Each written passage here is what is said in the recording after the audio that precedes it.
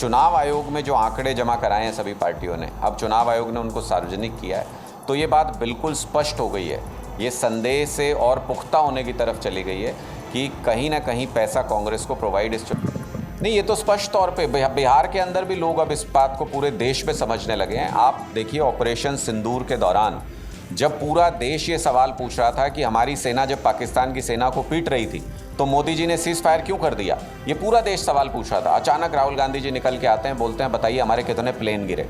यानी वो भारतीय जनता पार्टी को एक मौका देते हैं नैरेटिव बदलने। कांग्रेस के नेताओं को कितने ही ऐसे घोटाले हैं जिनमें वो जेल आज जा सकते हैं, ओपन एंड शट केस हैं, लेकिन उनको भारतीय जनता पार्टी बचाती रहती है। तो ये जुगलबंदी तो उनके। इस वक्त मेरे साथ बातचीत करने के लिए आम आदमी पार्टी के नेशनल मीडिया इंचार्ज अनुराग ढांडा जी हैं। सर, आज आपने एक प्रेस वार्ता की है, एक बार फिर से कांग्रेस और बीजेपी की मिलीभगत की बात आपने कही है, आंकड़े भी दिए हैं कि दिल्ली विधानसभा के दौरान कांग्रेस को कैश में 44 करोड़ रुपये चंदा मिला था।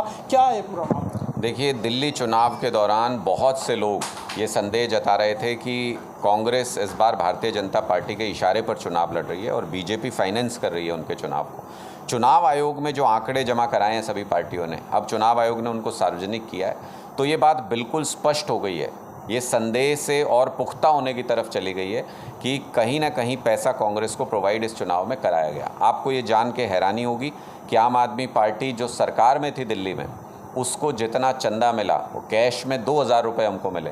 बीजेपी जो केंद्र में सत्ता में है, कैश में उनको कोई चंदा नहीं मिला।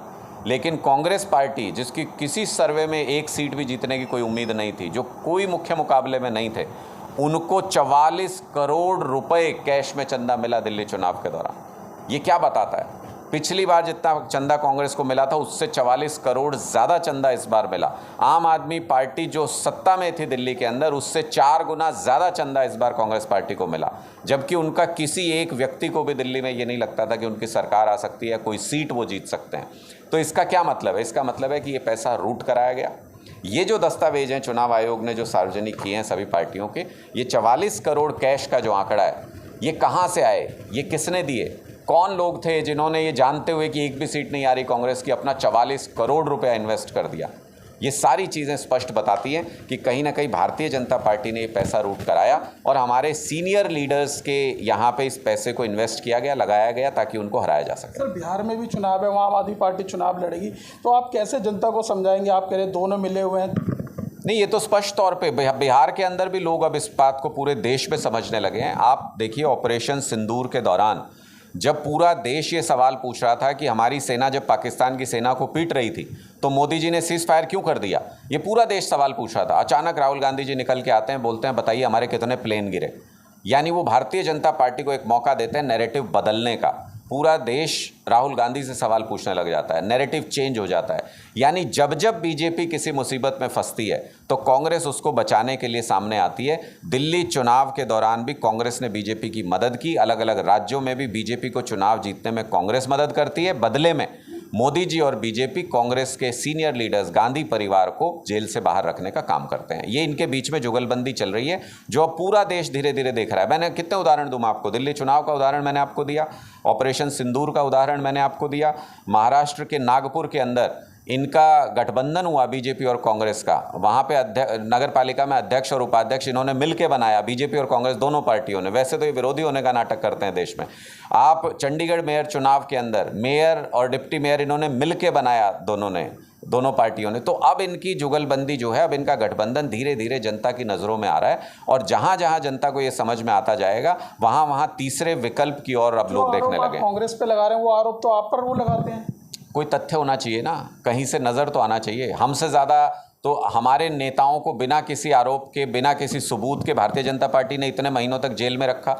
आप कांग्रेस के नेता का नाम बताइए गांधी परिवार के जो जेल के अंदर रहा हो, उनके ऊपर कौन सा आरोप नहीं है, कौन सा केस नहीं चल रहा है? उनके ऊपर ज़मीन घोटाले का आरोप चल रहा है, उनके ऊपर नेशनल हेराल्ड का आरोप चल रहा है, कॉमनवेल्थ गेम्स में के घोटाले में क्लीन चिट दे दी गई कांग्रेस के नेताओं को, 2G घोटाले में क्लीन चिट दे दी गई कांग्रेस के नेताओं को। कितने ही ऐसे घोटाले हैं जिनमें वो जेल आज जा सकते हैं, ओपन एंड शट केस हैं, लेकिन उनको भारतीय जनता पार्टी बचाती रहती है। तो ये जुगलबंदी तो उनके बीच में स्पष्ट नजर आ रही है। सवाल लेना चाहूँगा, अहमदाबाद प्लेन क्रैश को लेकर क्या कुछ? देखिए, बहुत ही दुर्भाग्यपूर्ण घटना थी और कहीं ना कहीं अब देश की स्थिति जो इस वक्त हो गई है वो आप देखिए कि रेलवे स्टेशन पे व्यक्ति जाए वहाँ स्टैम्पेड हो जाता है, महाकुंभ में जाएं, वहाँ पे स्टैम्पेड हो जाता है। आप ट्रेन में जाएं तो वहाँ ट्रेन हादसा हो जाता है। प्लेन में जाएं तो प्लेन क्रैश की घटना हो रही है। कहीं ना कहीं सिस्टम को दुरुस्त करने की और जिम्मेदारी तय करने की ज़रूरत है। कोई पर्यटक घूमने जाता है, वहाँ पे आतंकी हमला हो जाता है, तो कहाँ व्यक्ति सुरक्षित है?